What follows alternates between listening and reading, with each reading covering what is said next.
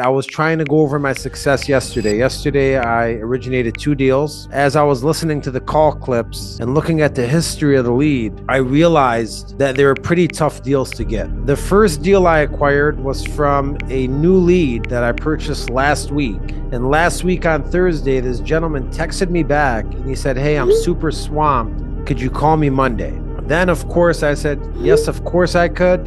And I tried to pivot and say, like, well, in the meantime, let me know what you're trying to accomplish. So that way I could start working on this for you. And Monday I have everything ready to go. When they set an appointment, I always tell salespeople to like try to get more information before the appointment, because there's levels to appointment setting. Level 1 for appointment setting is like, hey, call me back. I'm busy. Okay, perfect. I'll call you Wednesday at 3:00. And then that's where it dies. That's like level 1. Conversion or opportunity percentage of them actually picking up is like 5% maybe out of 100. Level 2 is like, I'll call you Wednesday, 5:00. Then in the morning, you're like, hey, good morning. Are we still on for 5? And then maybe you text them again an hour before and you kind of warm up the lead. So that way they're ready. Similar to this weekly call, you might have got a couple reminders to come to this weekly call. So that way we know that you're really coming to this call and you've registered for this call. So we know that we have an audience here. So we try to remind you a couple of times. So reminding your appointment, because if your appointment doesn't answer you when you say, good morning, are we still on for 5:00? Then in my mind, I'm like, well, lowers the likelihood of them answering. So I'm not really expecting them to answer anymore. So I might call them early or text them again or just raise the temperature to make sure. So that's like level 2. Level 3 is like, let me get some information from you before our appointment so I'm prepared. And, what were you looking to get done? And you try to get some information. And then a lot of times you'll get more information and you'll have a whole application filled out through text before the appointment even happens. And then level 4 or 5 is like, let me get some documents from you. Could you have these documents ready for me for our appointment so I make sure everything goes smooth for you? And now, like, you have information, you have documents, you set reminders, they're texting you back, they're giving you a thumbs up. And like, that's a really hot appointment. Anyways, I tell you that because I was trying to do that with this gentleman. And then he got upset. He's like, hey, I told you Monday, let's talk. I'm like, all right, gloves off. Let me back off. So happy Friday. Hope you have a great weekend. I'll talk to you on Monday. Sent him a text on Friday to warm him up. No answer. On the weekend, happy weekend. Just letting you know I'm ready for our appointment on Monday. No answer. Monday morning. Good morning. Are we still on for our appointment at 2:00 today?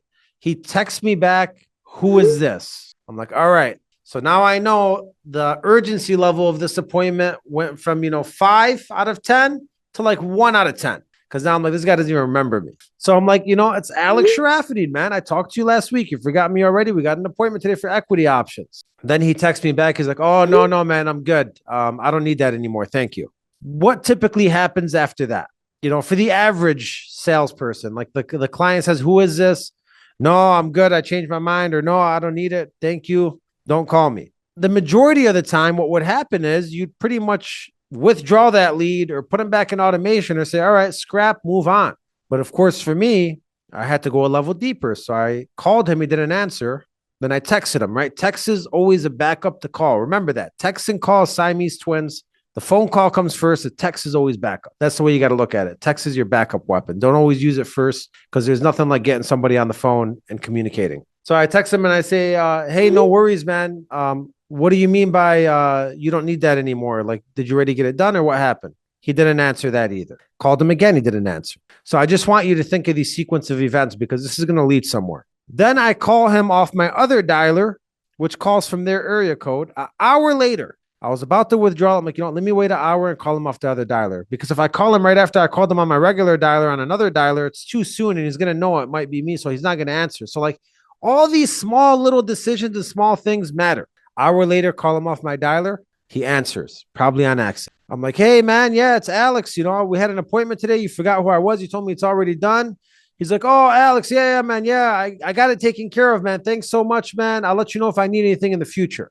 Again, that's another opportunity for me to say, like a lot of people, okay, man, well, call me if anything changes. It's a famous response. Call me if anything changes. I hear people say it all the time. All right, give me a call if you change your mind. Give me a call if anything changes. Let me know if you need anything. But of course, I want to layer deeper. And I said, like, yeah, no worries, man. I'll definitely keep you in mind. But you're originally looking for equity options. Did you get it taken care of? Did you change your mind? What happened? And he's like, oh, yeah, I got it taken care of. I'm like, okay, perfect. Did you get an equity line or like what happened? He's like, no, I'm good. I got it taken care of. I'm like, no, I get that, man. But, before I let you go, just what did you get taken care of? Just so I make sure we're on the same page. He's like, well, I got a 5.75 conventional loan.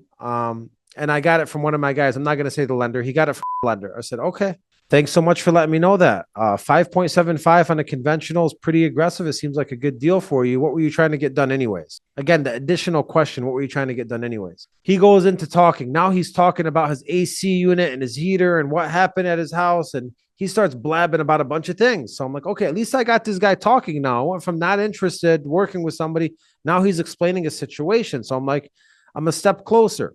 After he explains the situation, I'm like, look, 5.75 is aggressive. I'd never take you away from an offer unless it made total sense. For me to make this offer make total sense, I'd have to get pretty aggressive for you. But look, you've explained a lot to me and I appreciate it. And I'm willing to do that for you, brother. So I'm going to make sure this makes sense. And then I pivoted on the conversation. Long story short, he thought he was getting a 5.75 for free. The person he talked to didn't disclose any costs. They're charging him an arm and a leg, right? We figured that out later. I educated him on that and said, call them and ask him the cost because there's something missing there. He called me back the next day, which was today. He told me, man, thank you so much. I've learned a lot. There was closing costs, blah, blah, blah. He's going to work with me now. Okay. That was one of my deals out of 2 yesterday. The second deal that I got yesterday was from a lady who hasn't answered in a week. And I think accidentally answered in the morning and was like half asleep. I'm like, I'm so sorry. Did I wake you up? And then she's like, yeah, but what is this about? I'm like this. She's like, I don't know what you're talking about. I'm not interested. I'm like, no. You filled something out, online. Were you looking for any cash out? Blah, blah. Got through like 3-4 objections. And she's like, yeah, cash out. I was looking to do some renovations. Boom, got that. And I kept going. That ended up being a deal. Within 8 minutes, she was sending me pictures of her documents, but it started off with 3-4 objections. So anyways, as I'm, getting ready to discuss this with my team, I started realizing that you have to be a savage to find success. I'm like, those 2 deals I found yesterday, I don't think a lot of other people would have went that far to find them. Like, who else would have called this guy after he ditched my appointment, said, who is this? Said, I'm not interested. Who would have called him twice and texted him, then called him off another number an hour later for him to answer and tell me again, I'm good. And then overcome that and overcome that and overcome that and keep going to make that a deal. And then who else would have talked to this lady that was half asleep, telling me I'm not interested. I don't know what you're talking about. Like, how many people would have let these 2 go? And who would be really willing to go the extra length to actually do this and get this? And it would have to be a savage. It would have to be somebody that's like, I'm going to get this business, hell or high water. This, like, I'm going to get this no matter what's going on. So I was explaining to the team, like, this is what you have to do. And I told the team, look, if you're not willing to do this, if you're not willing to call twice and call off a different number, like if you're not willing to fight 3-4 objections, if you're not willing to believe that this is a deal every single time before it's even a deal, you're going to have trouble being ultra successful in today's day and age, in today's game. So I was explaining that to them, and now I'm explaining that to you, that it does take a level of being a savage in a sense of being like, all those small things that I did are the things that the average people don't do. But if you find yourself doing all of those small things more commonly and more often than others, you're going to find that a lot of the success in the deals all lie in those small little things that nobody else does. It really does. Like we had to write up somebody for attendance today on the retail team, because they come in at 8:15, 8:30. And it's like, dude, it's not about fucking 8:15 or 8:30. I could care less what time you come in. It's not about the time and writing you up and trying to get you in trouble. It's about like, you're not finding success. Why don't you think it's important to come 7:45? Because I'm telling you, if you come 7:45 and you're dialing at 7:59, the first one on the dial for a full week, you're going to get an extra deal or 2, but you're not even coming in for 5 days in a row to prove that. So you're being written up because you don't want to be successful, because you're not showing me you want to be successful. When a baby learns to walk, what does the baby do to walk? They do everything to walk. They crawl first. They try to balance themselves. They hit their head. They fall. Like, they do everything in their power to finally walk, and they finally walk. Did any of us say like, oh, I'm only going to try to walk this way, and then if it doesn't work, it doesn't work, and I'll never walk in my life? Like, no.